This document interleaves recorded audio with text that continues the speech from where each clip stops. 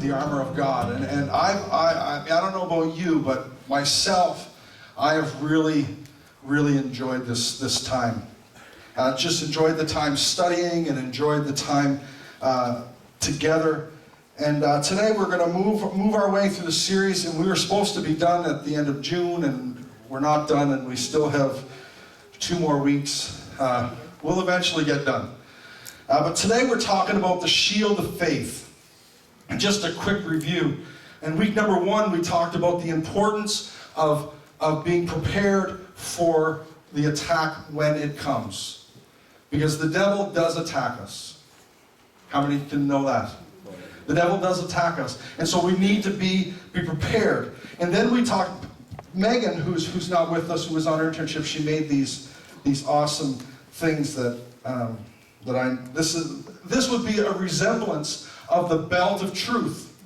And the belt wasn't just a belt like we would use. A belt in those days, it was a belt, and it would hold your sword, it would hold all of your instruments, and it would hang down in pieces of leather or pieces of chain.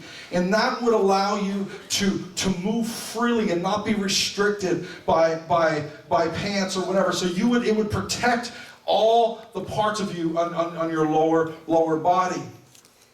And I'll tell you something, that there's nothing better than walking in the truth. You don't have to worry about something tripping you up, a lie tripping you up, if you're living in the truth. And then we talked about being prepared, about the belt of truth. And then last week we talked about the breastplate of righteousness. And we talked about how it's not our righteousness or not our good works, but that it is God's righteousness that's added to us. And so we don't have to worry about whether God is always looking at us saying, you know what, you did this or you did that. We're justified. It's like we've never sinned. Just as if we've never sinned. And that's the best news. How many here have sinned? Oh, I was waiting for you, Junior. We've all sinned. And anyone that's here that's a parent, and you see your kids will do something, and when my son or my daughter do things wrong, I mean my daughter, she never does, oh, she's not here. Yeah, she does things wrong too. But when our kids do something wrong, 3 weeks later, we don't get to say, hey, remember 3 weeks ago when you did? And God doesn't do that to us. It's the breastplate of righteousness is like we've never sinned. It's like God's approval on us. That when He looks at us, He looks at us with approval. And today we're going to talk about the shield. And then Megan talked about the readiness to spread the good news, about the shoes, and how the shoes of peace help us to be grounded, help us to walk through the things that might try to trip us up. And today we're going to talk about the shield of faith. It's the 4th piece of armor that Paul mentioned. And so we're going to look at just a couple of things today. We're going to look at how the Roman soldiers used the shield, and what is the purpose of the spiritual shield serve for us today. Let's pray. Dear Heavenly Father, we thank you for this day. We thank you for the opportunity to be in your house, to hear your word. And God, I pray that our faith would be built today. That we would remember the faithfulness of our God. In your name, amen. In a story in the Bible found in Daniel chapter 3, it tells a story of a king, Nebuchadnezzar. And King Nebuchadnezzar wanted everyone to bow down to his idol. So if you've gone to church, since you were maybe this tall, you've probably heard this story. But King Nebuchadnezzar, he wanted everyone to bow to his idol. So he built a huge idol out of gold, 90 feet tall, 9 feet wide, huge. And so what the rule that went out was that when the music played, everybody would bow to this idol. And so throughout the day, when the music started, everyone would bow to the idol. So the music played, everybody bowed except for 3 young boys, Shadrach, Meshach, and Abednego. And so then, obviously, the king was not happy. And in those days, you know, like in these days today, if you were to disobey the government or cheat on your taxes, you could get in trouble. In those days, you died. It wasn't quite as gentle as a process, you know. You died if you disobeyed the king. So they didn't bow down. And then then they got in trouble. Then the music played again. And they didn't bow down. So the rule had gone out that if you didn't bow down to this idol, that you would be thrown into a fiery furnace. So you would be thrown into this huge furnace alive. Okay? One time, anyone ever been to a bonfire, sit around a fire at someone's backyard? And there's always one person in the crowd that wants, that person's Junior Lamb, but he's not here. If you ever go to a fire with Junior Lamb, it's only successful if the fire is burning all the hair off your body. Right? So it doesn't matter if we're going to be there for 6 hours. He wants all the wood on the fire in the first 4 minutes. So everyone's sitting around and he starts putting wood on there. And then he starts putting wood on there. And you're like, Junior, it's really hot, man. It's like 30 degrees outside. We don't really need a fire. It's just for the ambiance. And no. One time at our house, Junior would go into the woods. When we first moved there was a whole bunch of trash in the woods. And there was this huge roll of fencing. And so Junior goes in the woods, drags this out, puts it in the middle of the fire, and there was fire licking heaven. Like, it was huge. And everyone's like 60 feet back from the fire. Yeah, this is awesome. But there's always that one person that puts the fire to... Has anyone ever burnt themselves? Yeah. I had a friend that was setting up for a banquet, and she had like a little candle holder in the middle, a little clear candle holder. She had a little candle inside. And the night was all done, and then she was cleaning up, and she went over and she grabbed the candle, and the candle had heated up the side of the glass so hot that she grabbed it. She didn't even touch the fire, and her fingers had a blister on it like that big. I mean, we all know that fire is hot. You say, wow, I'm glad I came here to learn that today. That's amazing. But these boys were going to be thrown in the fire alive if they disobeyed. Just alive. So these 3 men didn't. They would not bow. Daniel 3:16-18 says this: Shadrach, Meshach, and Abednego answered the king, saying, O Nebuchadnezzar, we have no need to answer you in this matter. If that is the case, our God, whom we serve, is able to deliver us from burning in the fiery furnace, and he will deliver us from your hand, O king. But if not, let it be known to you, O king, that we do not serve your gods, nor will we worship the gold image which you have set up. He says, listen, God can deliver us out of this fire, but even if he doesn't, I am not bowing to your God. Faith. Later on, they basically say, you know what? We're not going to bow down. Even if we die, God is still able to raise us from the dead. Faith.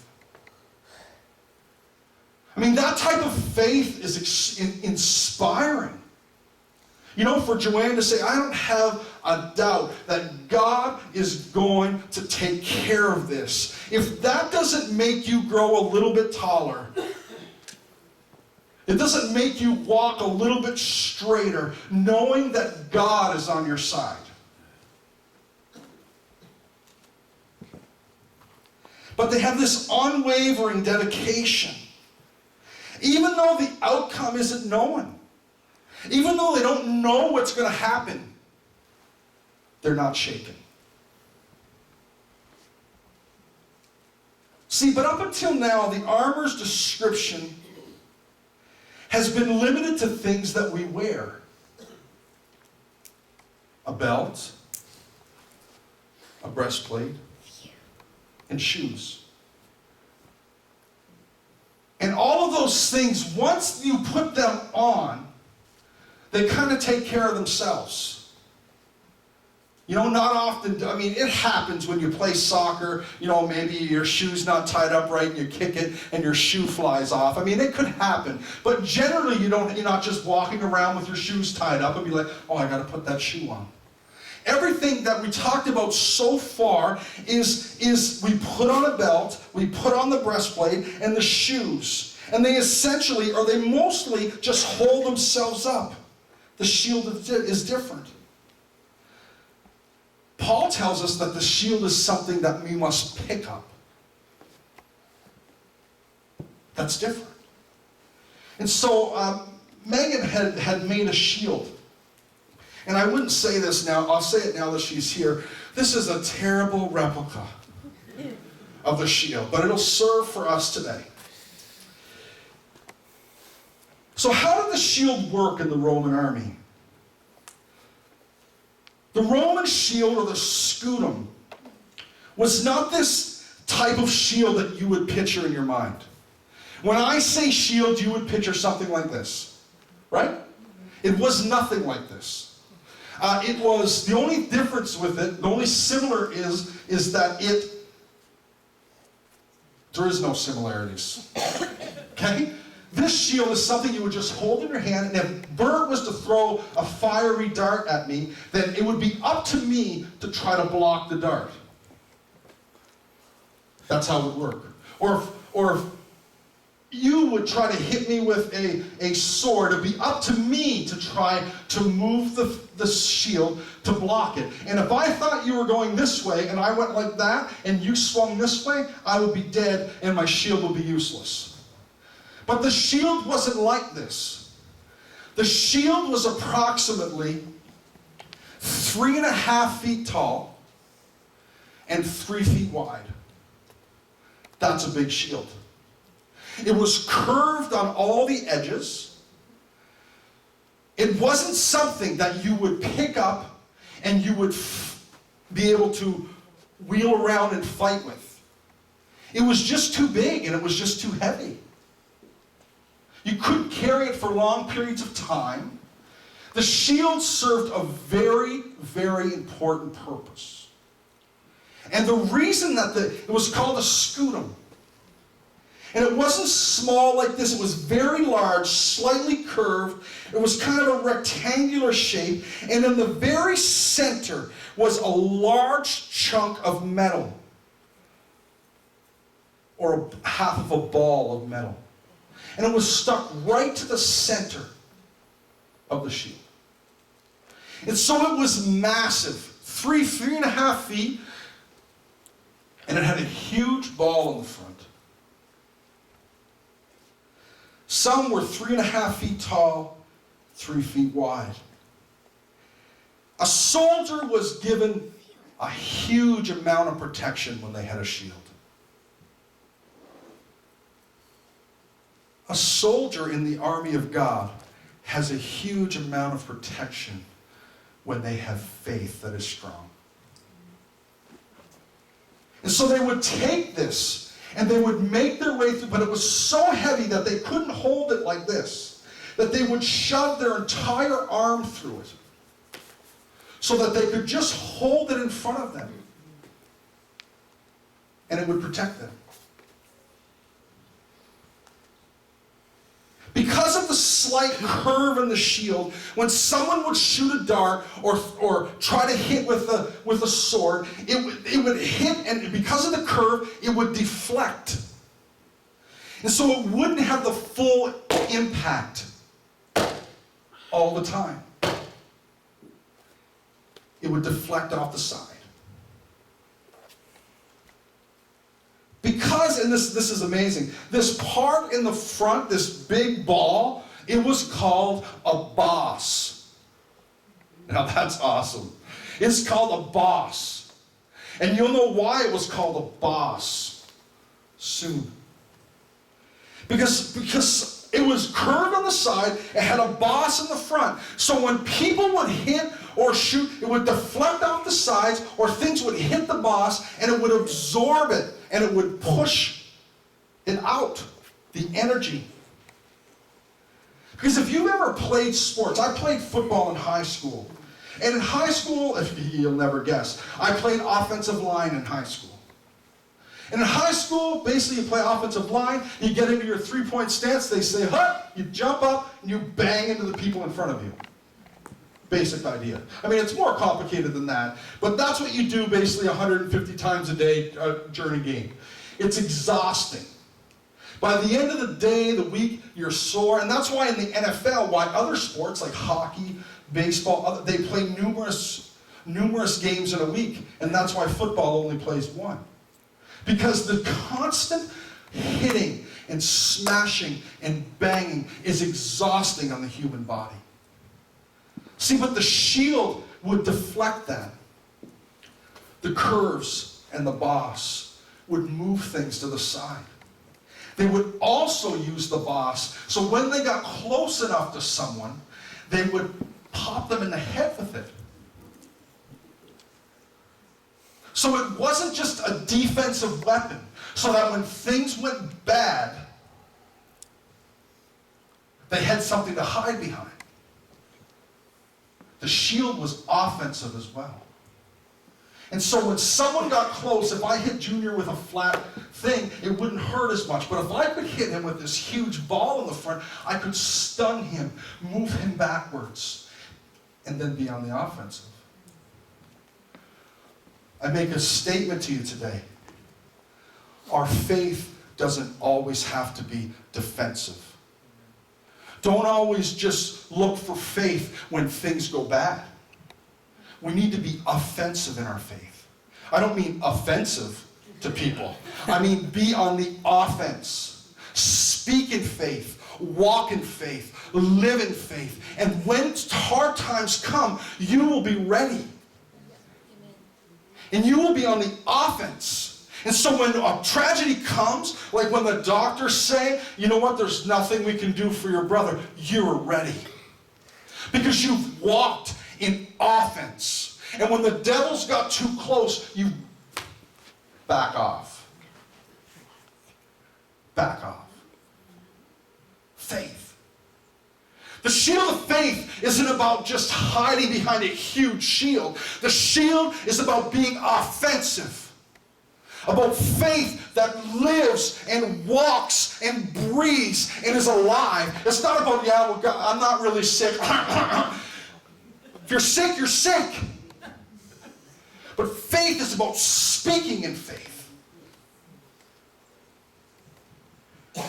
Hebrews 11, Joanne talked about it today. Now faith is the substance of things hoped for, the evidence of things not seen. So here's the biblical definition of faith. It clears up some common misconceptions. Faith is a substance of things hoped for, the evidence of things not seen. This has so many implications for me and you. Substance is touchable, tangible, holdable. Evidence isn't this hairy-fairy thing out in the world. Evidence is something that you can see, that you've experienced, that you've lived. Faith is not just a pie in the sky, hope for something great. This is something that you've seen. It's tangible, it's touchable, it's solid proof. It's not some hazy emotion, not grounded in reality. It is the truth. It is real. Just because it's based on solid evidence doesn't mean faith comes naturally or easily.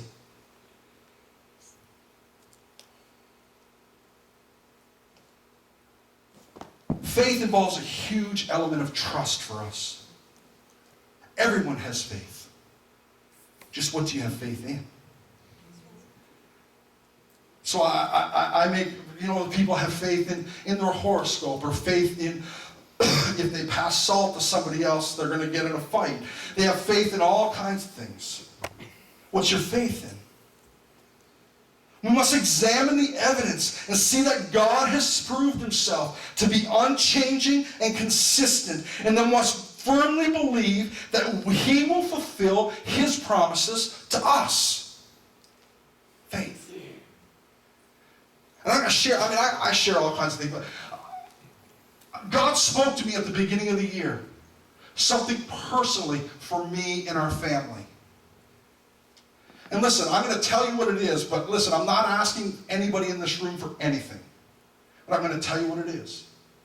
God spoke to me at the beginning of the year, and he said, Troy, this is the year that you will be debt-free. That's what he spoke to me. And I said, God, you know what? That's cute. It's not that I owe a whole lot of money. I don't. But I said, God, I don't really have the resources to make this happen.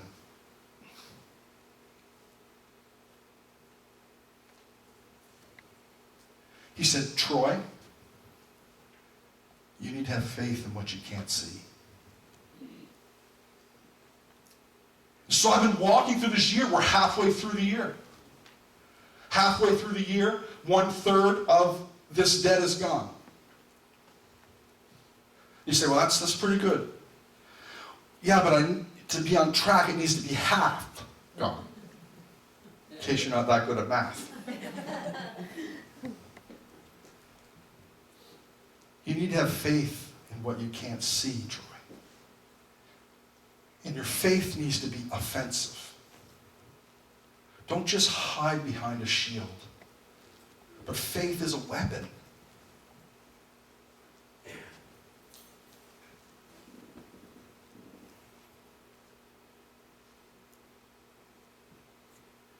So, in Daniel 3:17-18, the story we're talking about, it says, in this case, our God whom we serve is able to deliver us from the burning furnace, and he will deliver us from your hand, O king. But if not, let it be known, O king, that we do not serve your gods, nor will we worship the God's image which you have set up. They were not cowarding in their faith. This was the equivalent or equal to them walking up to the king with a shield and saying, we will not bow down to you. Sorry. I scared Sam. We will not bow down to you. This was not a passive faith. This was a faith that was active and alive. So as the devil, through Nebuchadnezzar, attacked the values and the beliefs of Shadrach, Meshach, and Abednego, they were able to stand in this unwavering faith. Ephesians 6:16. Above all, taking the shield of faith, with which you will be able to quench the fiery darts of the wicked one. A shield deflects. Satan is always hurling darts and things at us. And we can deflect them, but our faith needs to be offensive. Just like Peter in Matthew 14:28-31, he gets out of the boat. He says, if that's you, Jesus, I'll get out of the boat. And he says, yep, it's me, come on. And he jumps out of the boat and he starts to walk. Then Jesus says, oh, ye of little faith, why do you doubt? Our shield is the first line of defense. All the rest of the armor helps protect us from Satan's attacks. But you don't want to use the other parts of the armor to protect yourself. Like I told you before, that there was this police officer, I need new battery ammo, that the police officer who was shot and his belt buckle saved his life and it deflected the bullet. That's not what you want to do. I don't like your odds going into war hoping that your belt buckle deflects the attack. And if you just take all the attacks in your head, on your chest, it'll eventually wear you down. You need to let faith deflect. You need to let faith deflect. A shield is our first line of defense. While the rest of the armor might help to protect you, it's not how you want to be deflecting the armor, the attack. There was a video going around Facebook about this. Did you see this? About this soccer player? And it was a fake video, but the soccer player, the goalie, kept jumping and saving the ball, and every time the ball would hit him in the face. And then he would go and he would jump the other way and save the ball after someone else kicked him, and it would run in the face. And eventually by the end of the video, his face is all beat up and all. And that's what we would be like if we don't let faith take the attack of the enemy and deflect and be on our offensive. It will eventually wear down the soldier, because the soldier can't take attacks to the arms, the legs, the chest, even if they're covered, because your body will impact it. That's why faith is so important. When you have faith in God is strong, it is impossible for Satan to break through your shield and to land an attack. But when you allow doubt to creep in, as Peter did when he's distracted by the waves, we will all start to sink. The rest of our armor will be battered, and so will we. Even when Jesus was in the wilderness, in Matthew 4:10-11, Jesus said, "Away with you, Satan, for it is written, you shall worship the Lord your God, and him only you shall serve." Then the devil left him, and behold, the angels came and ministered to him. A shield can render the enemy useless. Jesus didn't hide behind faith when he was being tempted. He went on the offensive. And Satan was pushed back. That boss, the metal knob in the middle on the Roman shield, it allowed soldiers to give their enemies a stunning blow, and it would shove them back. Very interesting thought in closing.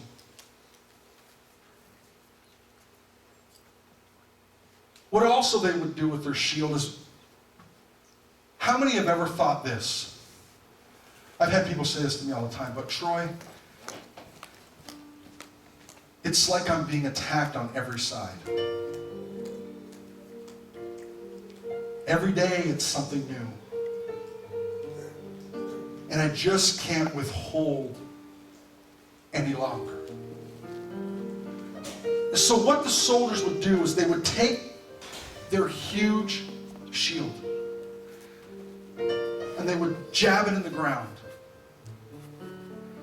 And when the enemy was coming and they couldn't attack, they couldn't push back, they had to depend on the shield, that the shield would see them through the battle. So what they would do is they would crouch on the ground and they would hide. And they could put their whole body behind a 3.5 foot by 3 foot shield. And they would just trust the shield would carry them through. Faith.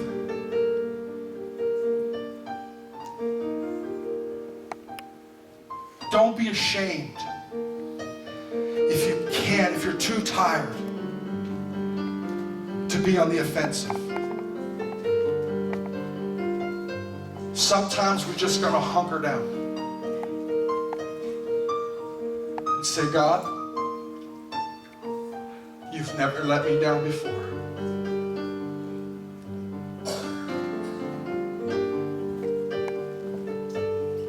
And when that wasn't enough,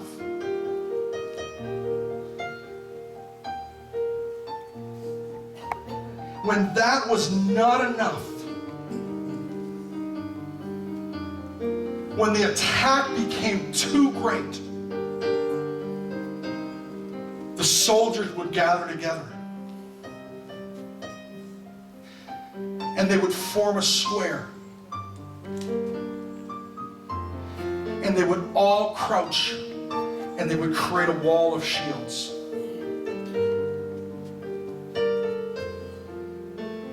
And the people in the middle of the square would lift their shields and they would create a roof.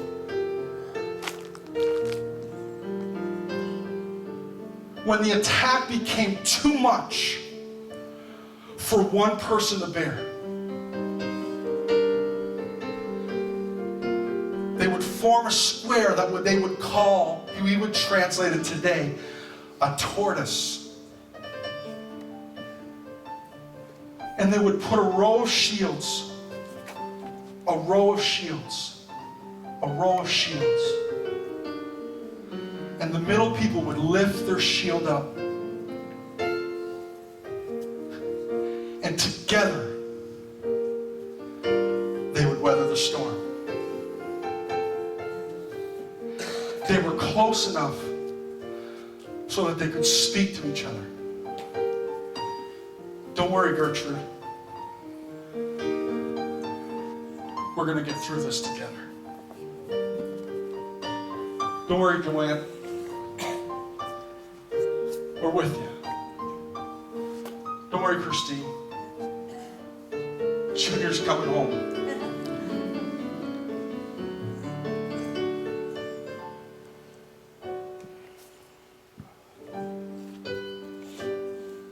And every time I hear someone tell me, I don't need to go to church. I can serve God on my own. You don't understand what it means to be in an army.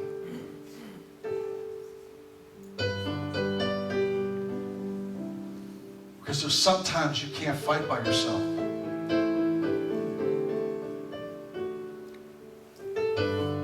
And you need to gather. And you need to line up.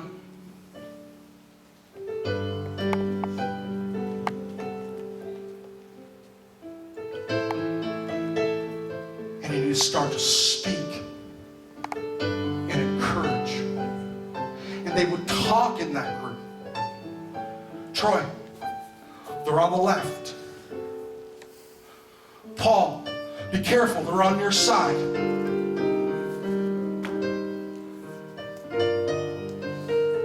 And they would weather the storm together. Faith. And one shield, and if you had two, it wasn't twice as good. The Bible tells us that if one can send 1,000, two can send 10,000.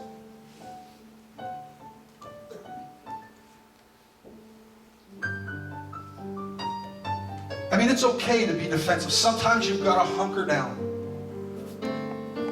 But at some point, hunkering down alone is not going to be good enough. Because the enemy is going to circle his way. And he's going to get you from behind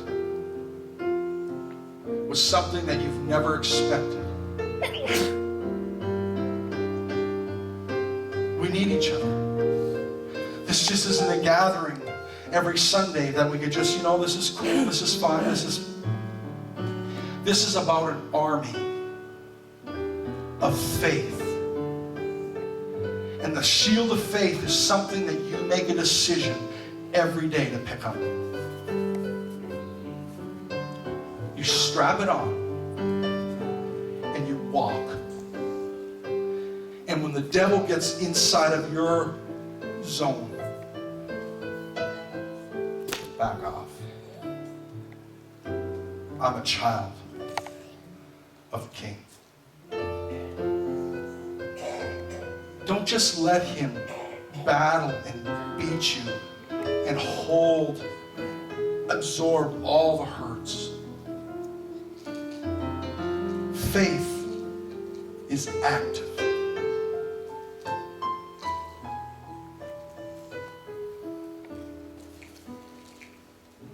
Faith is active. And besides the shield and the sword, those are the only two things that we have to pick up Everything else, once we put on, they'll take care of themselves.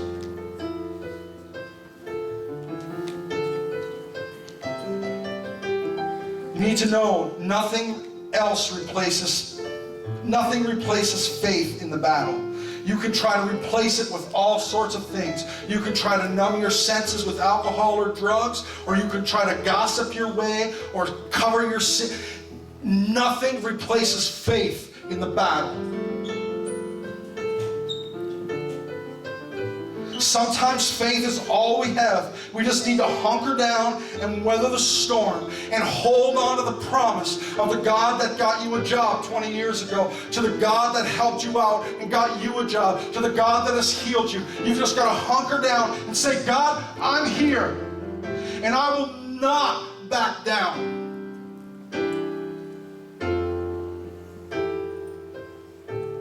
We need to remember that faith is an offensive weapon. And faith works all on its own. All you got to do is just stand behind it.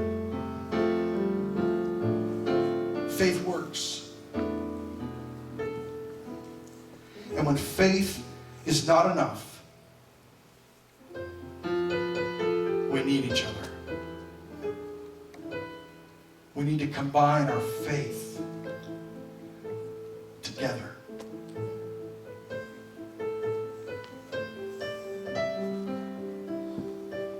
And we can push the enemy back. So today, if you're going through something, you say, Troy, I don't know what to do. I've tried everything else. I've tried to talk faithful. I've tried to act faithful. I've hunkered down and things just seem to be getting worse. You need to get someone to help you. You need to get help. Let someone walk beside you. Find someone who you think has more faith than you. Say, I need help. Why don't we stand for a moment? I know we're 5 minutes late this morning.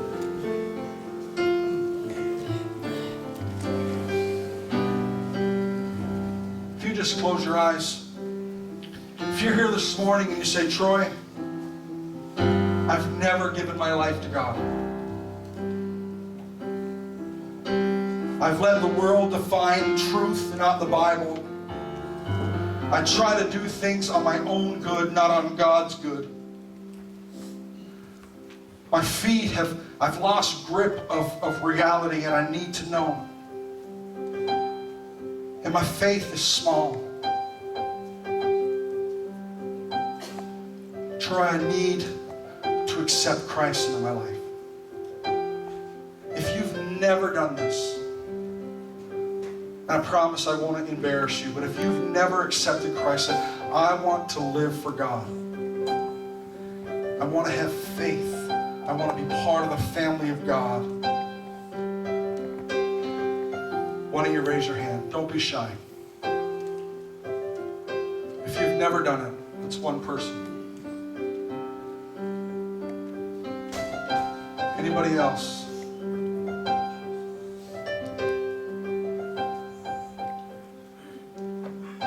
Want to repeat after me? Everybody repeat after me.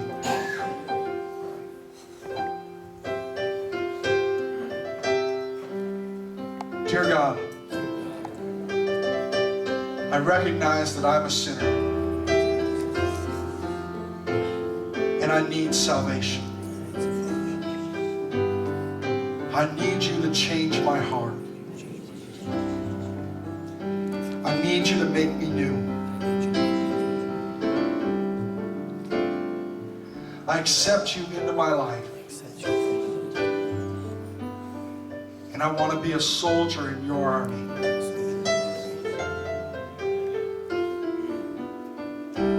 I want to be your child.